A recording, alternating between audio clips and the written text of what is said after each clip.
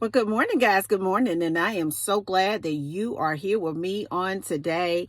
And I wanted to reach out to you guys because today is a very special day for many people to celebrate, what our Savior has done for us. But I want to let you know from somebody that's in a very active relationship with my Savior, with God, I don't have to wait for one day to give him some thanks and to give him some glory.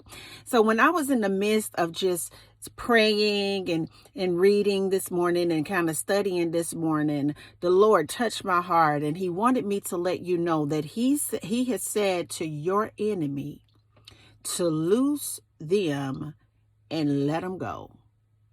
I want you to know that God said to loose you and let you go. And I want to jump in here. I want to get over here to John 11, verse 25 through 26, that states that Jesus said to her, I am the resurrection and the life. The one who believes in me will live. And even though they die, and whoever lives by believing in me will never die. Do you believe? Verse 41. Then they took away the stone from the place where the dead was laid, and Jesus lifted up his eyes and said, Father, I thank thee that thou hast heard me. And I knew that thou hearest me always, but because of the people which stand by, I said it, that they may believe that thou hast sent me. Verse 43. And when he thus had spoken, he cried out with a loud voice, Lazarus, come forth. And he that was dead came forth, bound hand and feet with grave clothes, and his face was bound about with a napkin. And Jesus said unto them, Loose him and let him go. The Lord is saying to you that when he carried the weight of all the sin of his chosen ones to the cross, and he rose for you, he wanted me to let you know on this day that he said to the devil, and it has been authorized in the heavens to loose you and let you go. But the question this morning is, do you believe? Do you believe that God can really work things out for you? Do you believe in what he says that is true about you? Do you believe today?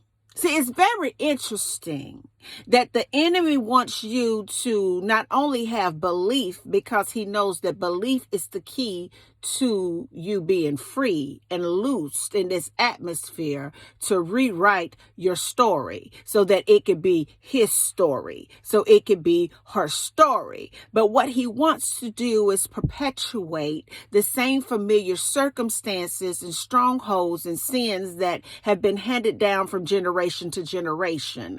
It gives him glory and it gives him prestige to see you with your mouth bound and your hands and feet bound and you covered in grave clothes. It gives him great courage to see you begin to just lay there still and begin to smell in your pain and in your affliction to where you're never set free. It gives him great joy to see you just be consciously asleep to where you never really wake up to the full potential. It gives him great encouragement when you don't believe that you can thank God in advance for what you want and that it is already done. Jesus said in his mouth, the last word that he said on the cross is that it was finished. It wasn't a doubt that he already knew that he was resurrected before he gave his life up. It wasn't a doubt that he already knew that Lazarus was resurrected before he said, Lazarus, come out. But it was a few things that Jesus did that was quite interesting to me that many of us may not catch in this story right here. For number one, when you're going through something in your life that's stressful and painful and unbelievable, and you've lost it all, and everything around you is dark. Satan will use those closest to you to discourage you and say things along the line like, you ain't gonna ever be able to get yourself up out of this mess. You've done this over and over and over again. We're living in a time where inflation is at an all-time high. In certain parts of the country, gas is like $5-10 a gallon.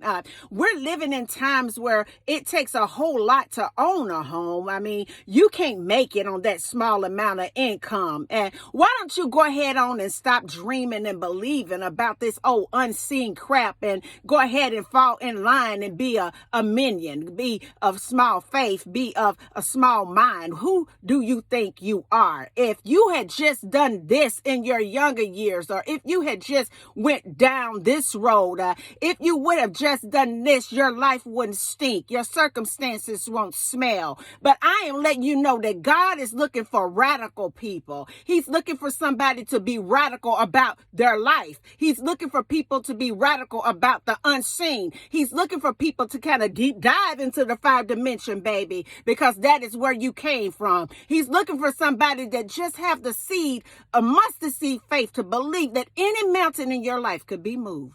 He's looking for one person to just go ahead on and just believe in what he said that he can do. He's looking for one person to go ahead on and believe in him and what he says about you. He's looking for one person to go ahead on and break that generational curse that's been floating through the bloodline for centuries. He's looking for one person just to believe in what he says that he can do. That's the first key for you to be loose and set free.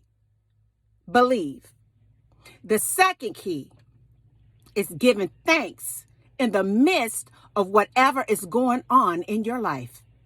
Giving thanks knowing that it is already done, because you can do whatever you want to do. If you give thanks, if you believe God, it is finished. It is already done. And I wanted to reach out just real quick to let you know on this chosen conversation, baby, I'm all up in your face to let you know that God has said that you have been loosed and set free. Go ahead on and walk it completely out. And until the next video, guys, peace. It's time to celebrate because I still believe in you.